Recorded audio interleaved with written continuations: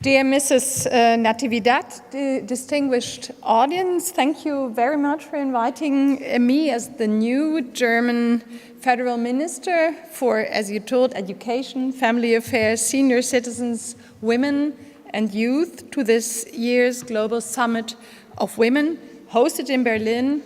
A hearty welcome to you all. It's really thrilling to be here among so many inspiring women, and also some men are present here. My warm welcome to you as well. When I took office, having served as an education minister for 8 years in one of the German Bundesländer, some people asked if I was feminist enough to also become a minister for women, and I tell you, you can bet on that. Let me briefly sketch why, from my point of view, education is one of the main keys to reaching equality, and why it is good to be a minister for education and equality at the same time. Access to education is a fundamental human right, ensuring that women and girls have equal access to not only a matter of justice, but also essential for global progress, economic development, and the improvement of societies, as you pointed out. Studies show that countries with higher levels of female education enjoy faster economic growth, greater political stability, and improved public health outcomes. Investing in girls' education is therefore one of the most effective ways to achieve sustainable development and build a more just and equal world. Investing in girls' education also means investing in their mothers, because mothers have a key role for the educational success of their sons and daughters. And so why is education for girls and women worldwide so important? It is crucial because education leads to empowerment. Knowledge and skills empower girls and women to make informed decisions about their lives, about health, about future, and even about politics. The more women and girls are aware of the consequences of decisions, the better and more consciously decisions can be made. This is not only beneficial on the individual level, but on a structural level as well. We know educated women are more likely to participate in the workforce, earn higher incomes, and contribute to the economy. Therefore, they make a positive impact on their families and communities. But it is women who are often expected to interrupt in their careers when they have children. It is women who face the risk of dropping out of the labor market. In Germany, women experience particularly high income losses compared with other countries due to motherhood and permanent part-time work. Mothers earn about half as much as fathers over the course of their life. This is actually scandalous. During this legislative period in the German government, I will therefore do everything to ensure that we take the childcare infrastructure to the highest possible standard of quality. This helps children and at the same time supports mothers in being substantially employed and economically self-sufficient. Education is possible in every phase of life, as basic education, as further training, or as continuing education, lifelong learning, as we call it. Education is something one never regrets. Even older people in Germany consider it important to learn new things, for example, when it comes to participating in the digital world. Let me finally point out one thing. Values such as empathy, integrity, and human rights shall not differ in the digital age.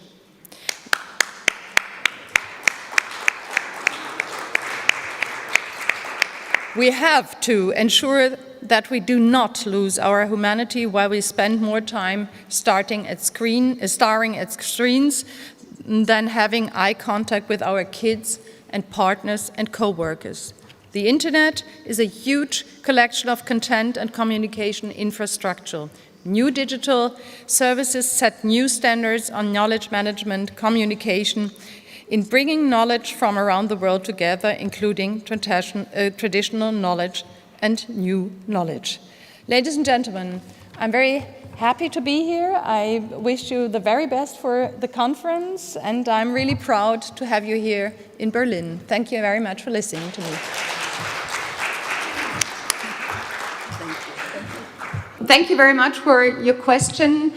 You can count on me, and you can count on the federal government in respect to the questions of violence against women, but also against children in the internet and in the digital world. And I'm right now implementing a commission which is going to deal with all the questions around digital, the problems in the digital world, especially violence, but also disinformation, fake news, and so on, as far as children and young people are concerned. And we are going to implement this commission in Germany to develop a strategy. And this strategy will, of course, be a question of better education on this field, but also a question of regulation. And we will start with this commission in the next months, and want to find solutions and to develop a strategy in the next years. And I'm also already in contact with my European colleagues on the EU level, because I'm sure we have to do something about that on the EU level that is going beyond the activities around the Digital Services Act. Thailand, okay, we'll go to Thailand first, then I'll go to you in the back. Thank you so much. I would like to maybe report to you, Irene, as well as a question to Excellency. When Global Summit happened in Bangkok, Thailand, we made a promise that we will pass a law to protect women and children from violence, especially from social media. And to report to you, Irene, we will pass the law within this year. Oh, wonderful. And I have learned some new wording. For example, sexting, grooming, this kind of thing happening in the social media. And we will be able to take action against this. And we will be able to teach parents to learn how to cope with this.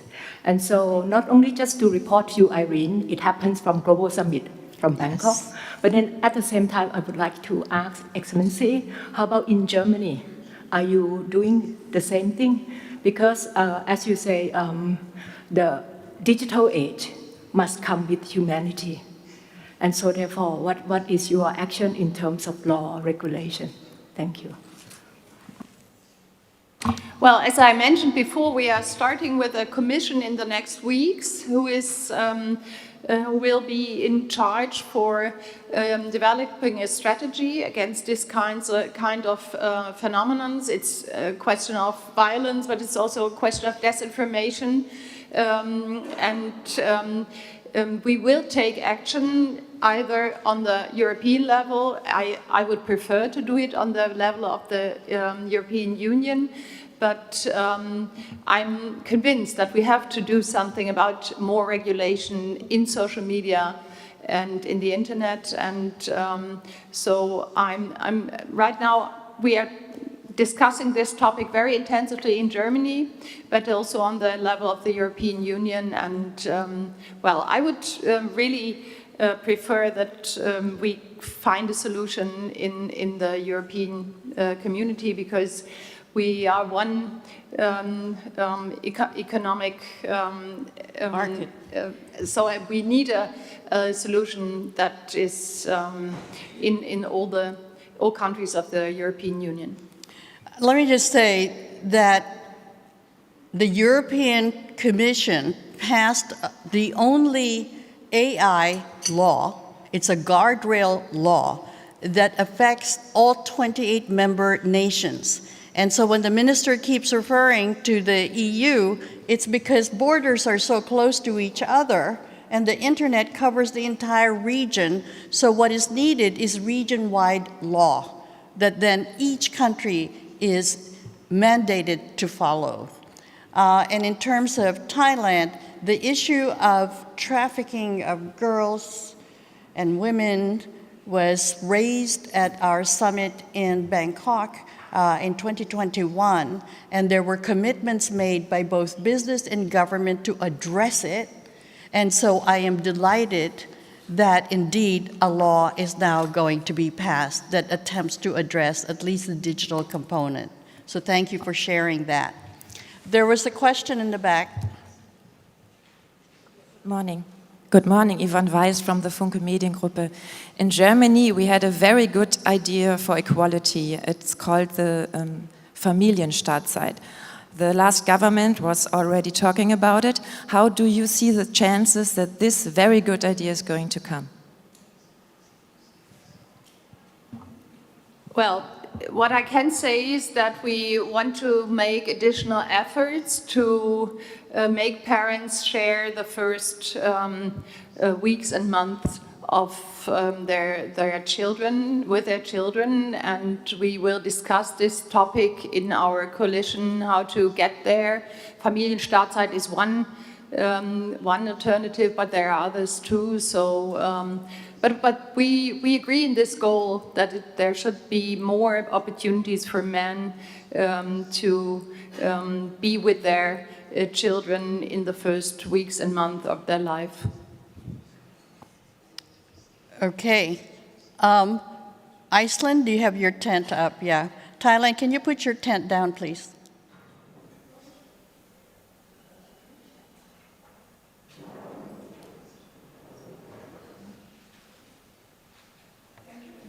You have to press the button. Thank you. Thank you, Minister. My name is Jónína Bjartmars, and I'm from Iceland, a former MP and a former minister. Yesterday and today I'm thinking about the lack of children being born in all our societies and everything. So it touches on what you just responded to now. For us, the key to the whole thing, the gender equality and everything, is having families continue to have, women continue to have children, but it's the equal and paid maternal and paternal leave. It has made all the difference, not just in Iceland, but in all the other Nordic countries. And someone might say, yes, in these countries it's doable, but it's doable elsewhere, at least in Europe, where there are no cultural barriers. In Europe, anyway. It might be in some Asian countries, but well, we come from Vikings and they don't sound like they are very child-friendly. But just to share with you, for us, equality doesn't come from the top, it comes from the bottom. You have to bring up the young men. They have to have the right to take care of their children, not just the first days or weeks, but equal with the mother. And this makes all the difference in the household for the future. So I'm urging you in Germany to take bigger steps towards this. Well, I agree. Thank you. It's, of course, it comes from the bottom, and it has to come from the top as well. But we need men who believe in equality, and we need men who take equality, who are taking equality really seriously, and we have to work on that. So in this legislation period, I want to have a closer look on the situation of men in our society as well, because I'm a little bit worried about some developments around young men we can see, Yes. especially, well, in some countries in the world, I would say. So men are an important part of are very important to improve the situation of women. That's quite easy, but we have to have a closer look on their situation. I agree. I have to tell you, Sweden had paid parental leave for men and women, but the men weren't taking the leave initially because they didn't want to look weaker, you know, or be out of the promotion consideration. If they took it, that they would be deemed as not as serious. And so they weren't taking the leave. So you know what Sweden did? They taxed that leave. If you don't take it, we will tax you. Well, money works. And the men started, because they have to, okay, to take that leave. Divorce rates went down. Women came back to work a lot faster. They weren't derailed from promotions, and that's the reason behind having such strong parental leave policies that forces, frankly, it takes forcing some men to take the leave. I have to tell you, it's not... Can I just add to this? Yeah. The key to the success in Iceland is because it was not presented like an obligation. It was presented as a man's right. And they said, oh, I have the good right argument. to do this. And that's Yes. 90% of all men in Iceland or more, they use this fully. Well, we can't all move to Iceland. So we need the men as But allies. you can learn from our successes. Yes, we can learn from Iceland. So, any other questions or comments for this part? So I'm going to close this part of the program. I will invite the press to please leave so that the ministers can now discuss things in private. So, thank you to the back of the room for joining us. Okay.